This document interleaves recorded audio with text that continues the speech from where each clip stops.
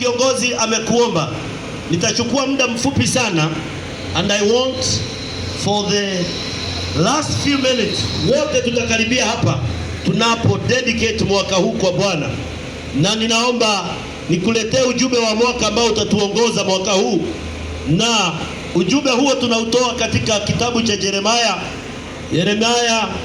9:23 na 24. Bwana asema hivi: mwenye hekima asijisifu kwa sababu ya hekima yake, wala mwenye nguvu asijisifu kwa sababu ya nguvu zake, wala tajiri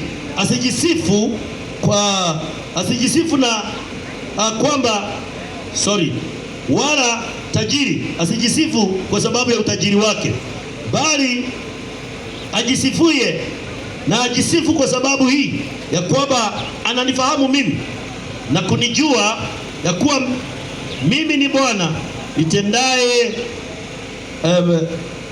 nitendaye wema na hukumu na haki katika nchi, maana mimi napendezwa na mambo hayo, asema Bwana. Ninaomba pia nipate msomi mwingine atakayenisaidia kwa haraka, na kipaza sauti akae baba angetoka karibu. Nataka ninapoendelea kuna 3 scriptures ambazo ningependa ninapofafanua ujumbe wa mwaka huu, ya kwamba leo ninataka kuzungumza ama mwaka huu ama ujumbe wa mwaka huu utakuwa ni kumtambua Mungu zaidi ya vyote tuvionavyo, na tukisha mtambua mambo mengine itajileta.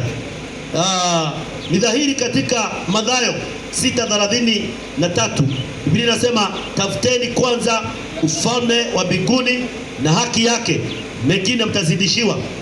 Hapa tunamuona nabii Yeremia anazungumza mambo akiwa amejaa hekima ya Mungu, na ni Bwana alimzungumzia.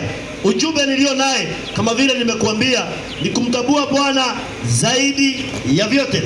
Mungu anaonya Israeli, Mungu anaonya Yuda habari ya sifa ama kujisifu, kwa sababu tabia ya mwanadamu ya kawaida ni ya kwamba akifaulu kwa mambo matatu ambayo nitakaye yaguza. Ya kwanza, ameonya habari ya tabia za mwanadamu ambazo zimemweka mbali na Mungu. Ya kwanza amesema, mtu awaye yote akiwa na hekima asijisifu kwa sababu ya hekima yake. Naomba tusomewe katika Mithali ni 3 mstari wake wa 5. Mwanadamu wa kawaida ama hekima ni nini? Mtu akiona kaona kwamba labda amesoma na ako na vyeti vyote ambavyo vinahitajika katika dunia, ama ako na maarifa, ama yeye katikati ya wengine ako na wingi wa akili.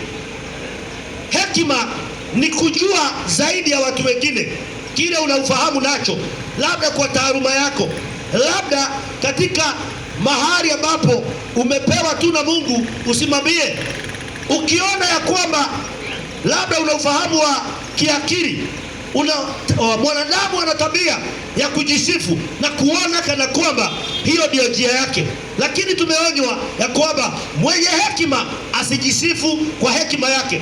Tusikie Mithali 3:5 inasema nini? Tumaini Bwana kwa moyo wako wote. Mtumaini Bwana kwa moyo wako wote, wala usizitegemee akili zako mwenyewe.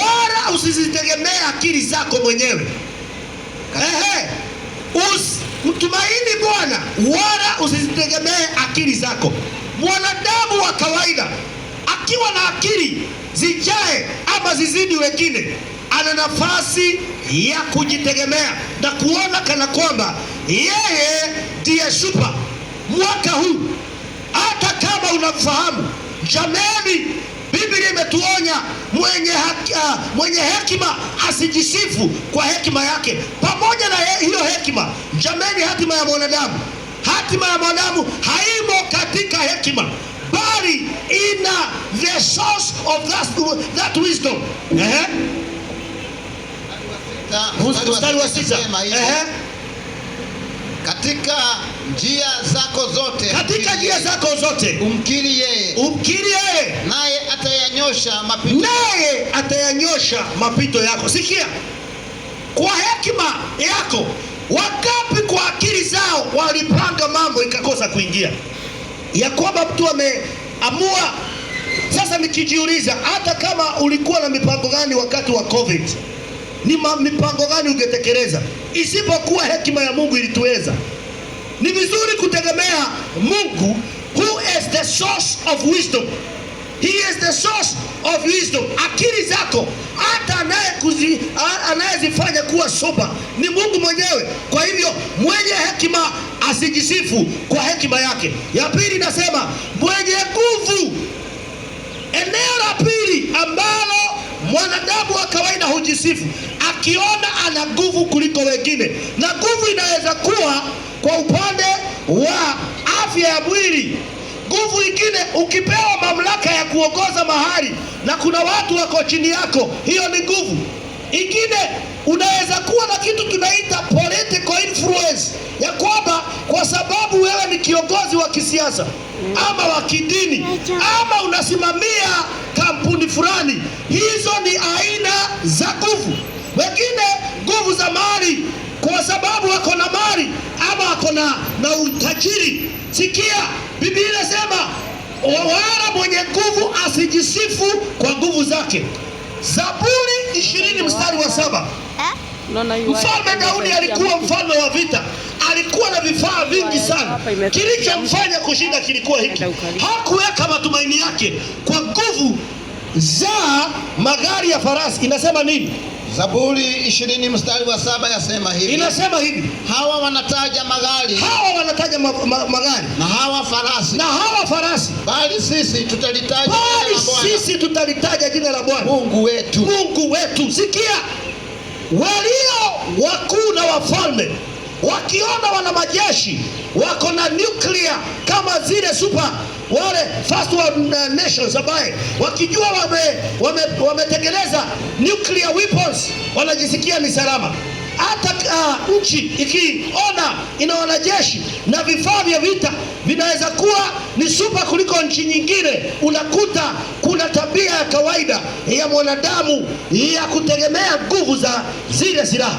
Lakini Biblia inasema hawa wanataja farasi, wengine wanataja magari ya farasi. Hiyo ni kutegemea nguvu za silaha za vita. Daudi wapo alikuwa mfalme, hakutazama vifaa, maana alikuwa na vingi, na yeye ndiye alikuwa mfalme ambaye Israeli hata wa leo wanamtambua kwa sababu he was a super king. Lakini pamoja na hiyo, yeye alitegemea Mungu, maana mstari wa 8 inasema nini? Wao wameinama na kuanguka. Wanaotegemea mavazi ama farasi na magari ya farasi, Biblia inasema wanainama na kuanguka. Bali sisi tumeinuka na kusimama. Bali sisi ambaye tunamtaja jina la Bwana tumeinuka na kusimama. Jameni, hapa sio wingi wa silaha za vita, hapa sio wingi wa farasi, hapa ni kumtegemea Bwana. Yeye ndiye ngome imara. Jameni, tukimtegemea Bwana, vita vyetu, maandiko inasema katika Exodus ama Kutoka 15 mstari wa 3 ya kwamba Mungu ni mwenye silaha za vita. Yeye ni mwenye vita. Yeye ni shujaa wa vita. Yeye ndiye hupigana vita. Jameni, hata wengine wanajiinua kwa sababu ya the influence. Jameni, kabila lako iwapo limetajika, ikiwa wewe ni chupavu katika kisiasa, ikiwa una nguvu za mali, jameni, usiweke matumaini yako hapo. Weka matumaini yako kwa Mungu, kwa sababu he is the source of our strength. Ya tatu ambaye ameongea habari zake, amesema na wenye mali. Wale matajiri wasijisifu kwa kuwa matajiri. Sina shida na utajiri, lakini tusomee Timotheo wa kwanza 6. 1 Timothy 6 and verse number 17. Timotheo wa kwanza 6:17 inasema nini? Andiko yasema hivi. Walio matajiri wa ulimwengu wa sasa, walio matajiri wa ulimwengu wa sasa waagize wasijivune, wala wasiutumainie utajiri usio yakini. Usio yakini, wala wasitumainie utajiri. Nisema hivi, jamani, hakuna pesa nyingi katika dunia hii na hakuna pesa kidogo. Kuna mtu anaanzaga na pesa kidogo ananawiri, na kuna mtu anakuwa na pesa nyingi zinaisha, anakuwa reduced to a beggar. Niko hapa nitangaze ya kwamba utajiri, Timotheo alishauriwa na Paulo, akamwambia waagize matajiri wasitumainie utajiri ama mali walizo nazo ambaye ni za muda, ambaye leo ziko na kesho haziko. Na tukimalizia wanasema hivi, bali wamtumainie Mungu ambaye vitu vyote kwa wingi ili tuvitumie kwa furaha. Sasa sikia, bali wamtumainie Mungu atupee vitu vingi.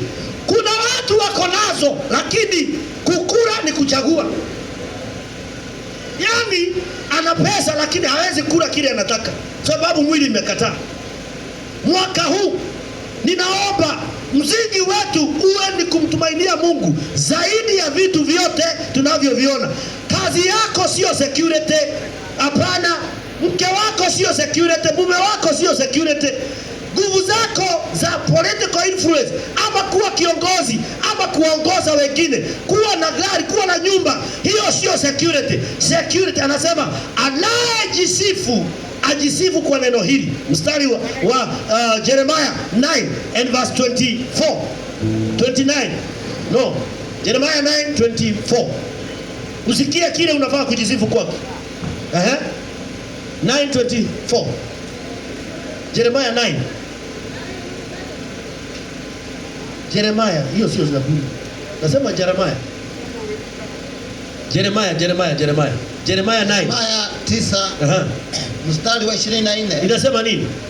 Bali ajisifuye na ajisifu kwa sababu hii. Ajisifu kwa sababu hii ya kwamba ananifahamu mimi na kunijua ya kuwa mimi ni Bwana nitendaye wema na hukumu na haki katika nchi. Sikia, maana mimi napendezwa na mambo hayo, asema Bwana. That is the nature and character of God.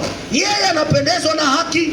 Wewe ukijisifu, Biblia inasema kama ni kujisifu, basi ujisifu ya kwamba unamfahamu yeye, who is the source of everything. Mwanadamu nguvu zake, mwanadamu uwezo wake, utajiri wake, nguvu zake, mwanadamu afahamu. Na leo naomba tufahamu ya kwamba nguvu zetu, uzima wetu na vyote vi katika Bwana. Na ninatangaza mwaka huu ni mwaka wa kumtambua Bwana kuliko vitu vyote. Naomba ukaribie tuombe kwa jina la Yesu. Na nimekuomba